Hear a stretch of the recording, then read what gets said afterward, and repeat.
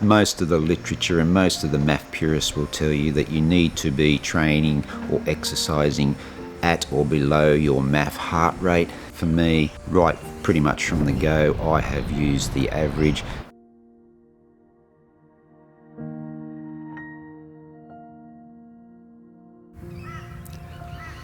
Hi guys, welcome back to the channel. Thanks for checking in. Out of the house today to do this bit of filming. Came down to the Bayside here at Brisbane. Since I've been laid up with this broken toe, it's given me a bit of an opportunity to go back over some of the older videos in the channel, and in particular look at the comments that you, the viewers, have left on those videos. And there's been a real common theme, guys, that you really want to know about my experience with the MAF and the low heart rate running. So I thought while I'm laid up with this foot injury that I might just dig a little bit deeper into those questions and answer them here. Now look guys, I'm no expert on the Maffetone method of running or the low heart rate running. This is just something that I've sort of moulded to suit my needs over the past 12 months since I've been using this type of running. So hopefully you might get something out of these answers, and that's what it's all about, guys, encouraging and inspiring each other to achieve the best that we possibly can with our running.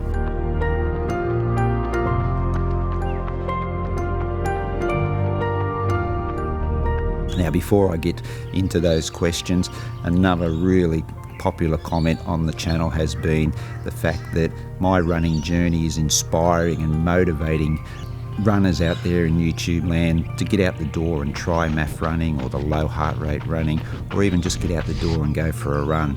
And guys, I find that really humbling that my journey is inspiring you to do that. And it's wonderful that we're creating this little running community here on the channel where really are encouraging each other to achieve our best that we can with running. And that's what you guys are doing for me. You're encouraging me to really push to see how far I can get my running now that I'm deep into my 50s. And also it's pushing me to try and make these videos a little bit better. Guys, I really do appreciate those sort of comments because we're getting really close to 1,000 subscribers on the channel now, and that would be a great milestone to try and achieve before the end of the year. So guys, to you, thanks very much. Alright, so let's jump into these questions. Sorry guys, I've just gone back through that footage and realised that I was just waffling on way too much, so I'm reshooting this with the aim to be much more direct.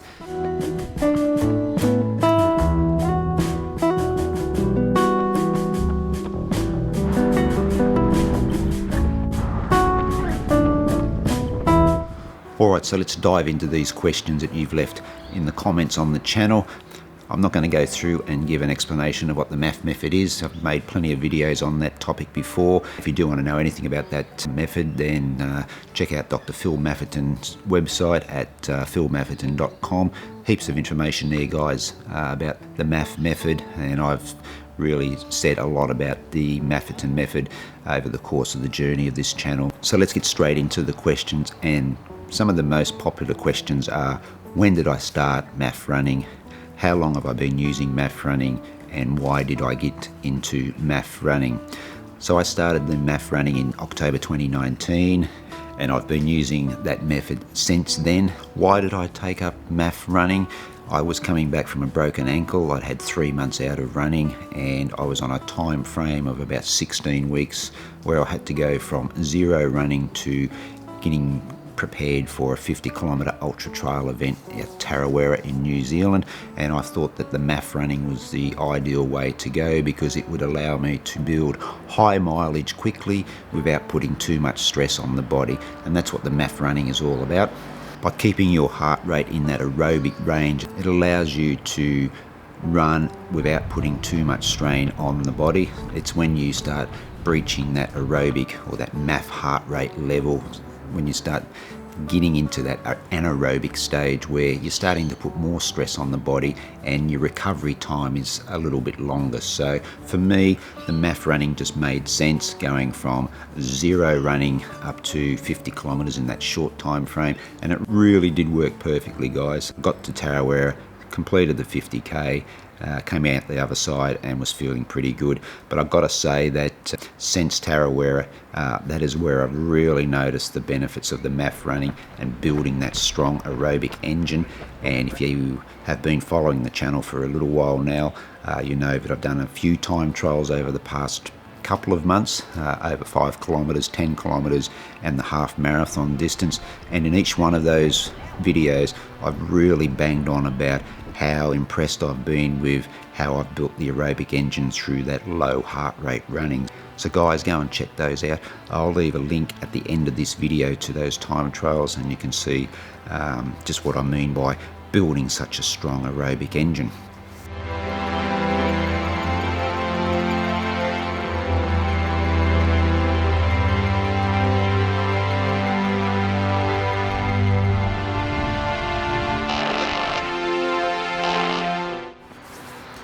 Now, another question I get on the channel a lot, no, it's not really a question, it's more of a statement, especially for runners starting out using the MAF method, is that they lose patience very early on with that style of running. Let's be honest guys, when you do turn to MAF, you are running a lot slower than what you're probably used to keep that heart rate within that MAF heart rate zone. But my advice is 2 words, patience and consistency. You've got to have patience in those early months to get through that stage of feeling like you're going nowhere. Trust me guys, if you stick at it long enough, you will see the benefits, and that's where that patience needs to kick in. You need to just put it completely out of your mind that I'm running too slow to get any benefit out of this. You are getting benefit, but the benefits will come down the track. You just have to be patient with what you're doing and be consistent with your running. Consistency and patience will bring results using this method.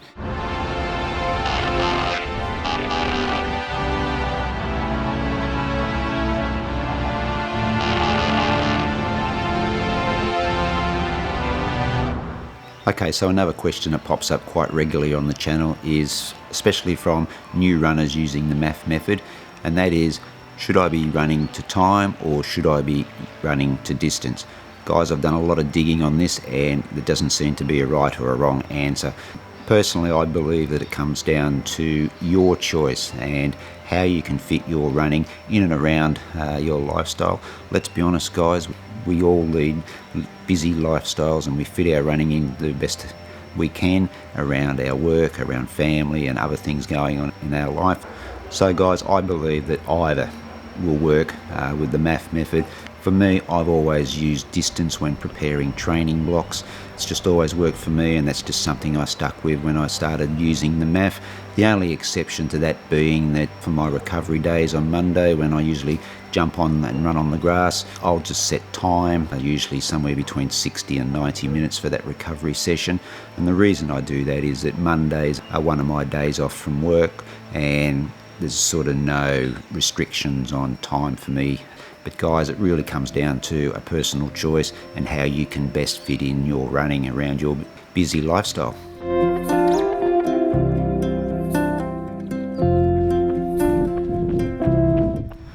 Now guys, this is a question that pops up nearly every week on the channel, and that relates to your MAF heart rate. Should my runs be at an average MAF heart rate or should they be below my MAF heart rate? Now, I've been guilty in the past of sticking to the average MAF heart rate for my running, and I made a video about that a few months ago where I confessed to not using the MAF correctly. I'll put a link to that video where you can see that I actually came clean on how I was using the MAF. But most of the literature and most of the MAF purists will tell you that you need to be training or exercising at or below your MAF heart rate. And the reasoning for that is that on or below your MAF heart rate, you're training aerobically, putting less stress on the body. It's when you exceed that MAF heart rate, you are moving into the anaerobic zone, and that just means that you're working harder, putting more stress on the body, and your recovery time is going to be longer. For me, right pretty much from the go, I have used the average. Now look, I guess if you live somewhere where it is just dead flat, it's probably pretty easy to maintain a constant heart rate level. You're going to be able to find it a lot easier to stick at that MAF heart rate level or below. But if you're like me and you live in an area that's got a few hills around it, then your MAF heart rate is going to go like this. It's going to have peaks and it's going to have troughs. Look, the suggestion with MAF is that you should walk. I'm of the opinion that if you're going to go for a run, you're going for a run. And in the early days of MAF, when I struck hills or hot days or anything like that, then I would just adjust my running pace to suit. And that meant, you know, shuffling up hills at not much faster than a walking pace. But I wanted to make sure, for me personally, that I kept running. How you adopt your MAF running is completely up to you. All I can tell you is that from my personal experience, I used the average MAF heart rate for my runs, and I have felt that over time that has worked best for me in building the aerobic engine to how I wanted. Alright guys, it's probably got a little bit longer than I thought. I've still got many questions to get through, and we'll probably do some more videos in the future answering questions about the MAF or the low heart rate running. Guys, if you've got a question that you'd like me to answer about MAF or the low heart rate running, hit me up in the comments down below and I'll do my best to answer your questions here on the channel. Alright guys, so I'm going to call a take on this video, so just remember, stay safe, happy running, and I'll catch you in the next video. Hooroo.